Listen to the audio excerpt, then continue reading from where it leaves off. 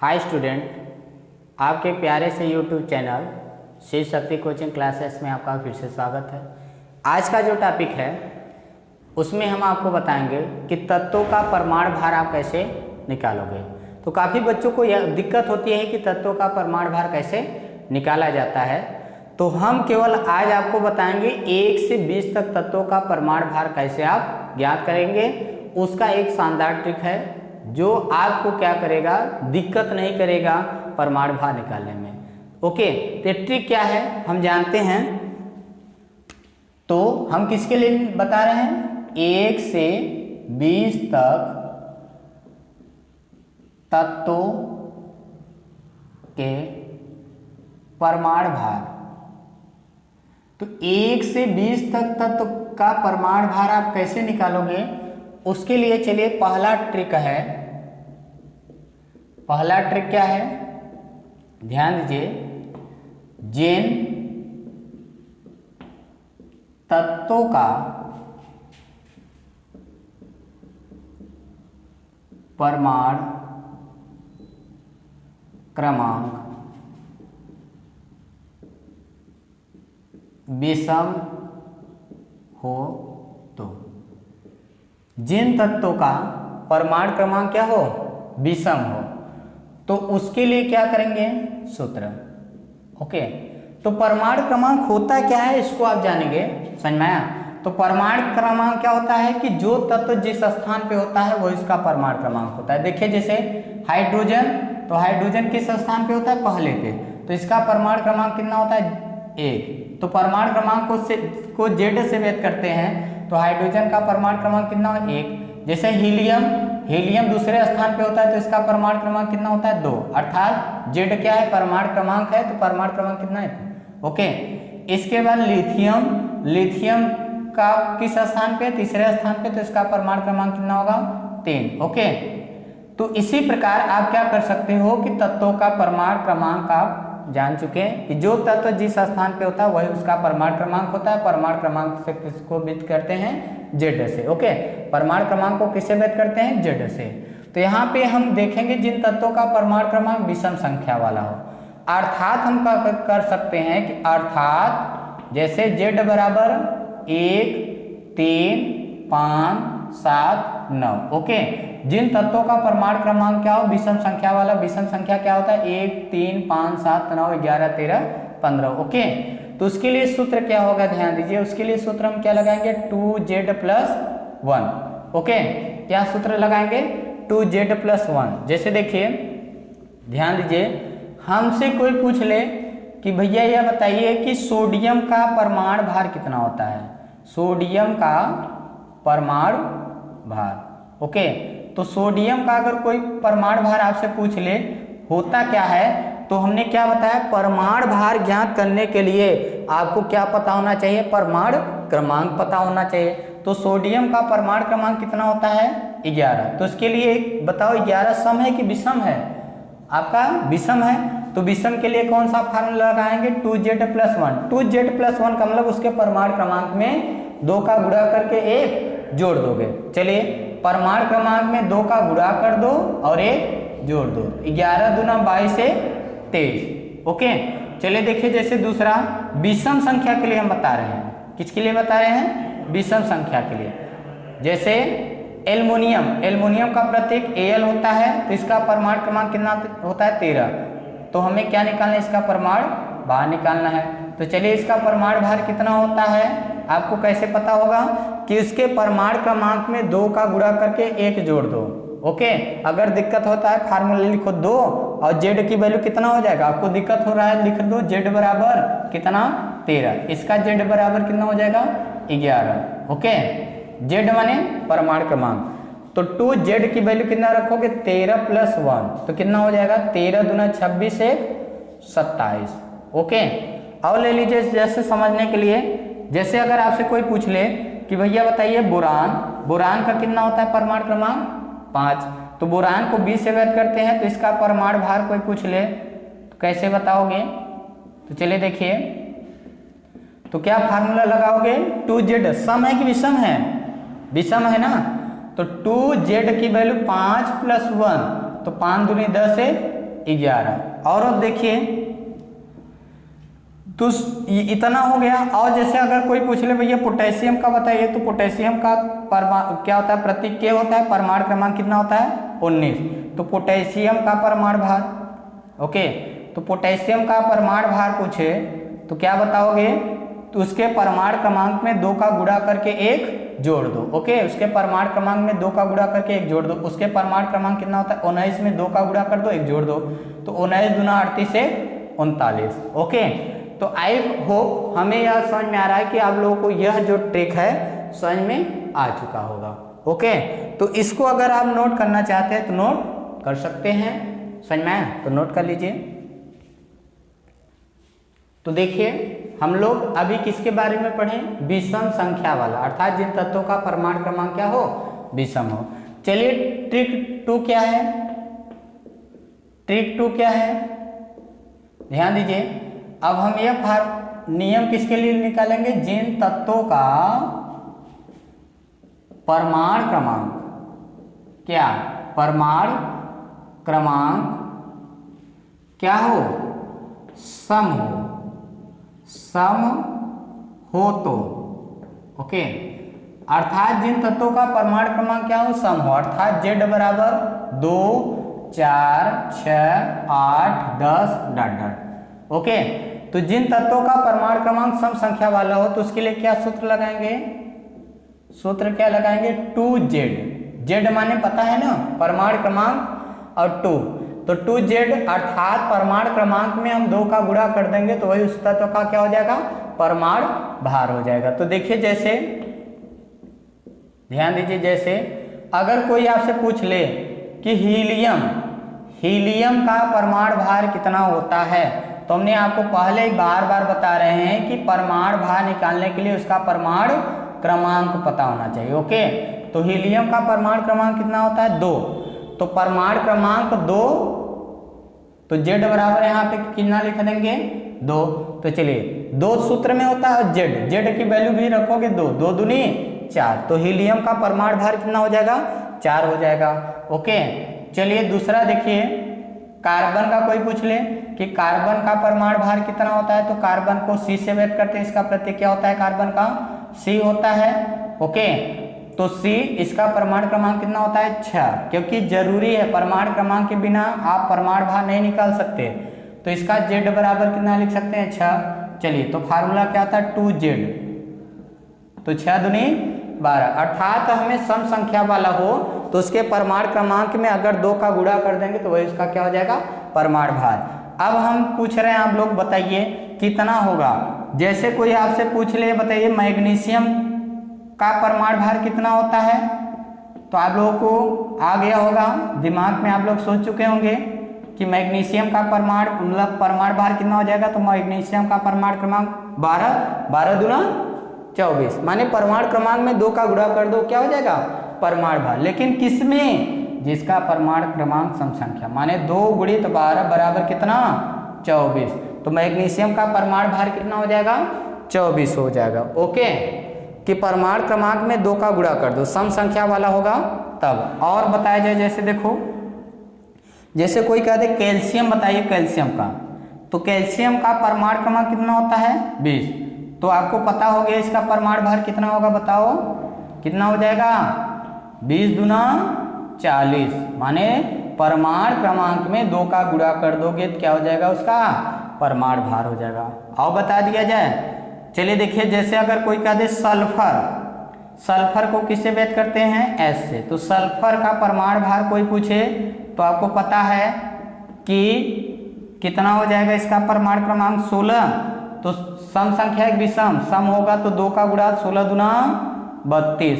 आपको मन में यह बात उठ रही होगी कि सर जी 20 तक ही बता रहे हैं, क्योंकि हमने आपको शुरू में ही बताया कि हम आज जो आपके सामने मेथड लेके आए हैं 1 से 20 तक तत्वों के लिए ही लेके आए हैं। ओके, तो 1 से 20 तक तत्वों का आप परमाणु भार कैसे निकालोगे हम उसके लिए सिखा रहे हैं। तो समझ में आया, तो परमाणु क्रमांक जो होती है 2 होती है, एक सम और एक विषम। तो इसीलिए एक ट्रिक है कि जिन तत्वों का परमाणु क्रमांक सम संख्या वाला हो तो उसके लिए उसके परमाणु क्रमांक में क्या करोगे, 2 का गुणा कर दोगे। और जिन तत्वों के लिए परमाणु क्रमांक क्या होता है, उसका विषम संख्या वाला होता है, तो उसके लिए क्या करोगे, इसके परमाणु क्रमांक में 2 का गुणा करके 1 जोड़ दोगे। ओके, तो ये हो गया आपका परमाणु भार। लेकिन यह तो पता है केमिस्ट्री में कुछ पॉइंट ऐसे होते हैं जो क्या होते हैं, अपवाद होते हैं। ओके, कुछ पॉइंट ऐसे होते हैं जो अपवाद होते हैं। अपवाद किसे कहते हैं कि जो नियम का पालन न करे, हमें नहीं करे, तत्व अपवाद है। माने तत्व का जो परमाणु भार है इस नियम से वो नहीं निकल सकता। कैसे नहीं निकल सकता, चलिए देखिए अपवाद में। देखिए अपवाद कौन कौन से तत्व अपवाद है, जैसे तत्व का नाम ले लीजिए। ओके, कौन कौन से तत्व हैं, उसका परमाणु क्रमांक भी लिख देते हैं। इसके बाद उसका परमाणु भार आपको याद रखना पड़ेगा, क्योंकि यह नियम का पालन नहीं करते। कैसे नहीं करते अभी हम बता रहे हैं। जैसे ध्यान दीजिए, परमाणु क्रमांक 1, 4, 7, 17 और 18, ये जो तत्व होते हैं परमाणु क्रमांक वाले, वो इस नियम का पालन नहीं करते। जैसे हाइड्रोजन हो गया, हाइड्रोजन के बाद बेरिलियम हो गया, नाइट्रोजन हो गया, क्लोरीन हो गया और आर्गन हो गया। चलिए देखिए, इसका परमाणु भार हाइड्रोजन का 1 होता है, नाइट्रोजन का बेरिलियम है ना, तो बेरिलियम का 9 हो जाएगा, नाइट्रोजन का 14 हो जाएगा और इसका 35.5 हो जाएगा और इसका कितना हो जाएगा, 40 होगा। ओके, तो यहाँ पे आपको ध्यान देना है। कैसे नहीं होता है हम आपको सिखा रहे हैं। देखिए जैसे हम हाइड्रोजन का परमाणु भार निकालें, हाइड्रोजन का परमाणु भार निकालें तो हाइड्रोजन सम है कि विषम है, विषम है ना, तो विषम के लिए क्या फार्मूला बताया, 2Z+1। 2Z की वैल्यू 1+1, तो 2 1 कम 2 1 3। लेकिन क्या इतना है, नहीं, अर्थात इतना नहीं होता है। कितना होता है, 1 होता है। क्या नियम का पालन कर रहे हैं, नहीं। चलिए देखिए बेरिलियम किसका निकाल लेते हैं, बेरिलियम का परमाणु भार हम आपको बता रहे, यह नहीं सही है, यह सही है। ओके, परमाणु भार। चलिए ध्यान दीजिए, बेरिलियम का परमाणु क्रमांक कितना होता है, 4। सम है कि विषम है, सम है ना, तो सम के लिए कितना फार्मूला आता है, 2Z, माने परमाणु क्रमांक में 2 का गुणा कर दो, तो 4 दूनी 8। लेकिन 8 है नहीं, अर्थात यह देखिए कौन सा फार्मूला लगा रहे हैं, विषम वाला, 2Z+1। 2Z की वैल्यू 4 + 1 बराबर कितना, 9। सम होते हुए भी विषम का पालन कर रहा है। ओके, इसीलिए क्या है, अपवाद है। उसी प्रकार देखो नाइट्रोजन का, नाइट्रोजन का देखिए, नाइट्रोजन का परमाणु क्रमांक कितना होता है, 7। 7 सम है, विषम है, विषम है, तो विषम के लिए क्या फार्मूला लगाओगे, 2Z+1। 2Z की वैल्यू 1+1, 7 दूनी 14 1 15। लेकिन कितना हो रहा है, 14। 15 नहीं होता है, 14 होता है, लेकिन इतना आपको याद रखना पड़ेगा। तो चलिए देखिए 14 कैसे होता है, 2Z का फार्मूला 7 दूनी 14। विषम होते हुए सम का प्रयोग कर रहे हैं, इसीलिए ये सब क्या है, इसी प्रकार ये सब क्या है, आपके अपवाद है। अर्थात अपवाद तत्व नहीं है, बार बार बताया, तत्व नहीं है, बल्कि जो हमने नियम बताया उस नियम का ये सब पालन नहीं कर रहे हैं। ओके, तो अगर कोई पूछेंगे कैसे यार ये इतना होता है, क्यों नहीं नियम का पालन कर रहा है, तो आप ऐसे समझा सकते हो। ओके, तो आपको यह याद रखना है, अगर इनके अलावा जो आपका तत्व बचता है, चाहे सम हो या विषम हो, अगर सम है तो उसके परमाणु क्रमांक में 2 का गुणा कर दोगे, अगर विषम है तो आपके उसके परमाणु क्रमांक में 2 का गुणा करके 1 अधिक कर दोगे। ओके, तो चलिए यह हमने आप सीखा कि परमाणु भार आप कैसे निकालोगे। क्यों, क्योंकि खासकर बच्चों को दिक्कत होती है जब उनको सवाल आ जाती है तो उन्हें अणुभार तुल्यांकी भार नहीं निकालना आता। तो अणुभार तुल्यांकी भार तब निकाल सकते हो जब उसका परमाणु भार पता होगा तब। तो इसको अगर स्क्रीनशॉट लेना चाहते हैं तो ले सकते हैं। ओके, तो ये सब जो है गलत है। ओके, ये सब जो परमाणु भार हैं क्या है, यह सही है, ये गलत है। ओके, अब हम आपको सिखाएंगे अणुभार। तो उसको जानने के लिए थोड़ा सा आपको याद रखना है, काफी बच्चों की यह दिक्कत होती है, परमाणु पहचानने में दिक्कत होती है, अणु पहचानने में दिक्कत होती है। तो परमाणु भार किसका निकाला जाता है वह ध्यान दीजिए, परमाणु भार किसका निकाला जाता है। ओके, और अणुभार किसका निकाला जाता है।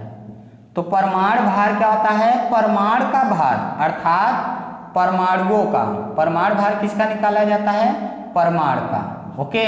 और अणुभार किसका निकाला जाता है? अणुओं का। ओके, किसका निकाला जाता है? अणुओं का।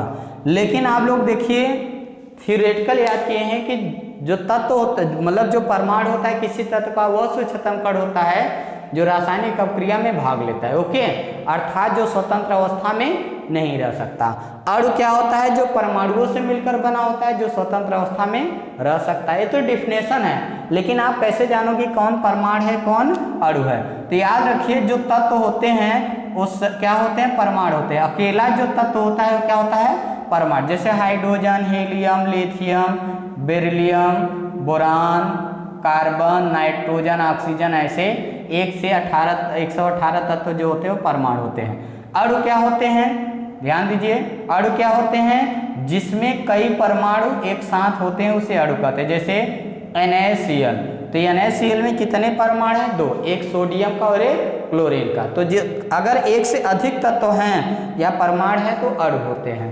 जैसे कह दे HCl, ओके, NaNO3, और जैसे कह दे Na2CO3, K2CO3, ओके, HBr, ये सब भैया क्या है? आपके अणु है। ओके, क्यों? क्योंकि अणु की पहचान होती है जो अकेला होता है वो परमाणु, और जिसमें कई तत्व मिले वो क्या होता है? अणु होता है। अर्थात जितने कंपाउंड होते हैं वो क्या होते हैं? अणु होते हैं। तो हम लोग पहचान कर लिए अणु और परमाणु। तो इसको अगर नोट करना चाहते हैं तो नोट कर सकते हो। कौन भैया अणु होता है? तो अणुओं का क्या किया जाता है? अणुभार निकाला जाता है। जैसे इन सब का हम क्या करेंगे? अणुभार निकालेंगे। ओके, और परमाणु का क्या निकाला जाता है? परमाणु भार। जैसे इन सब का क्या निकालेंगे हम? परमाणु भार। ओके, तो परमाणु भार निकालना सीख गए। अब हम क्या सीखेंगे? अणुभार निकालना सीखेंगे। तो इसको नोट करना चाहते हैं, नोट कर सकते हो। तो चलिए देखिए,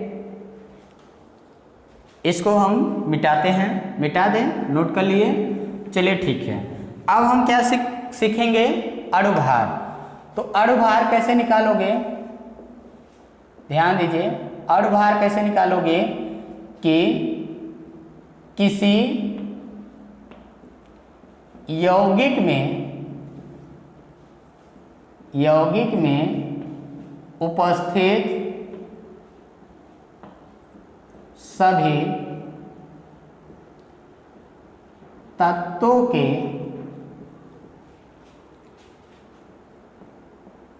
परमाणु भारों का योग। किसका?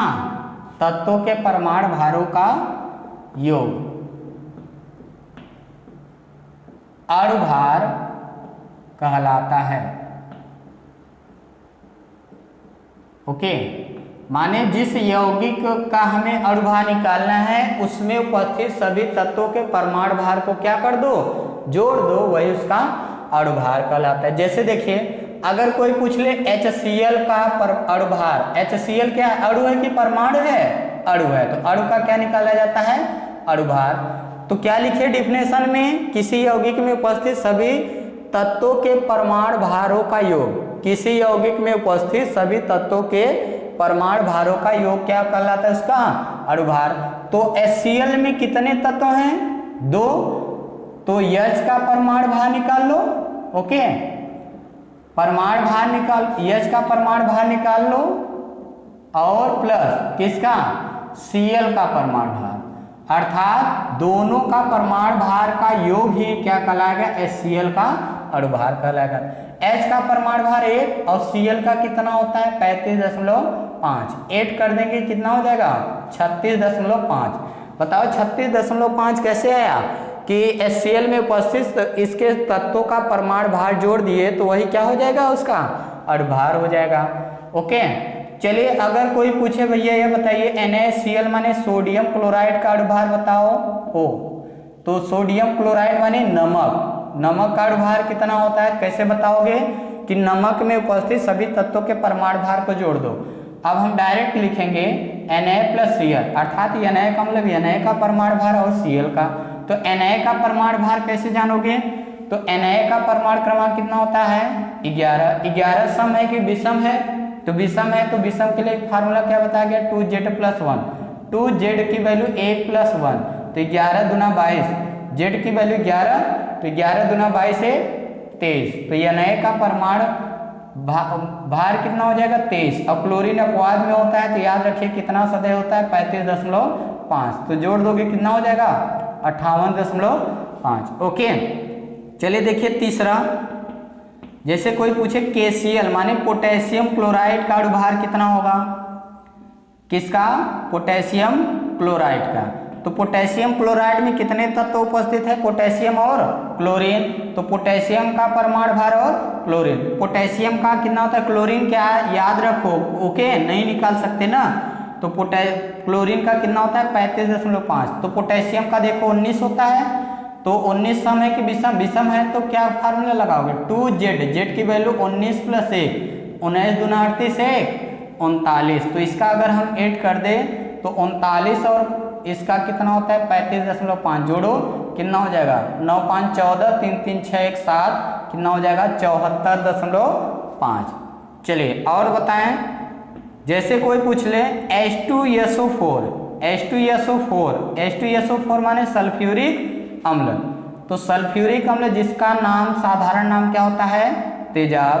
ओके, तो पहले हम सबकी मात्रा लिख लो, हाइड्रोजन कितने हैं 2, पहले जो जितना होता है उसको लिख दो, दूसरा लिखने से पहले प्लस, सल्फर कितना है 1, ऑक्सीजन कितना है 4। अब सभी तत्वों के परमाणु भार को जोड़ दो, तो हाइड्रोजन का परमाणु भार 1 हाइड्रोजन का 1, तो 2 हाइड्रोजन का 2 1 कम 2, सल्फर का क्या होता है 16, परमाणु क्रमांक कितना होता है 16, 16 सम है कि विषम है, तो सम है, तो सम के लिए क्या फार्मूला है 2Z, माने परमाणु क्रमांक में 2 का गुणा कर दो, तो 16 दूना 32, तो इसका परमाणु भार कितना हो जाएगा 32। चलिए 4 × ऑक्सीजन का कितना होता है परमाणु क्रमांक 8 सम है कि विषम, विषम है, ओ सम है, तो सम के लिए क्या फार्मूला होता है, उसके परमाणु क्रमांक में 2 का गुणा कर दो, माने 2Z, Z माने परमाणु क्रमांक में 2 का गुणा कर दो, तो 8 दूनी 16।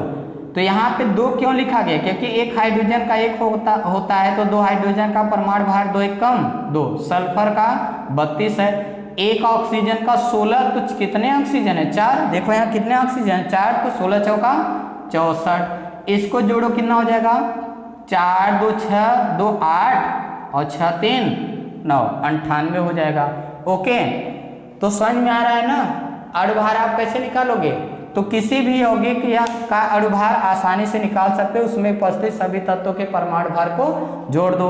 चलिए और बताएं, तो देख लीजिए, और तो जैसे अगर कोई आपसे पूछ ले कि भैया यूरिया कितना हुआ 4, तो 5वां यूरिया, तो यूरिया का कोई अणुभार पूछे, यूरिया पहले सूत्र याद होना चाहिए, यूरिया का सूत्र होता है NH2CO NH2।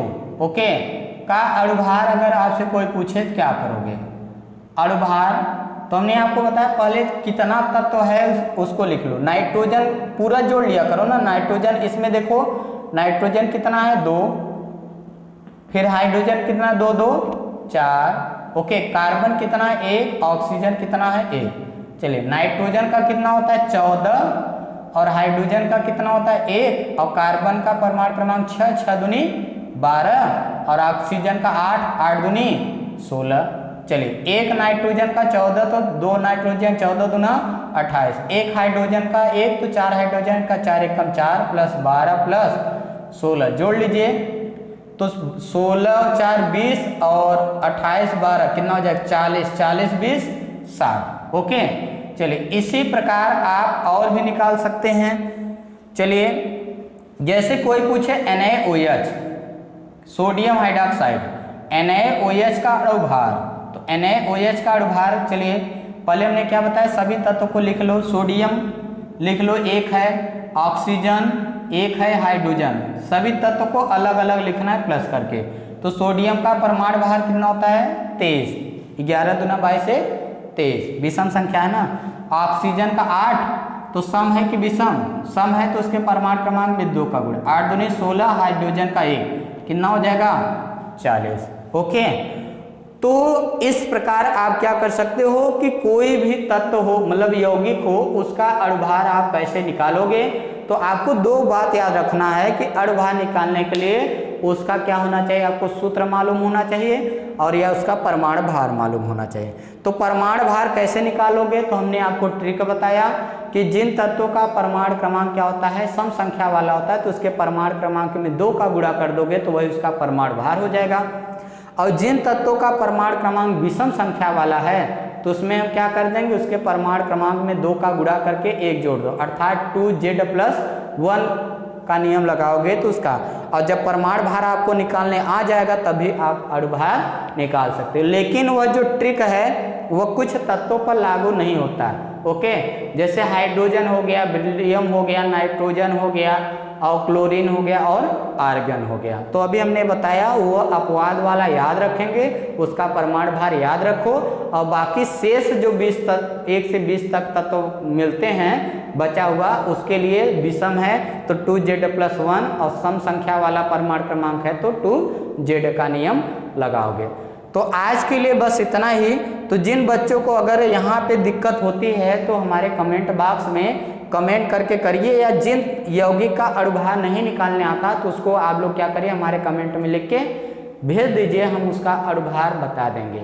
ओके, तो यह अगर वीडियो आपको पसंद आया होगा तो अपने दोस्तों को क्या करिए, शेयर करिए और हमारे वीडियो को लाइक करिए, साथ साथ कमेंट भी करिए कि आपका यह वीडियो पसंद आया कि नहीं।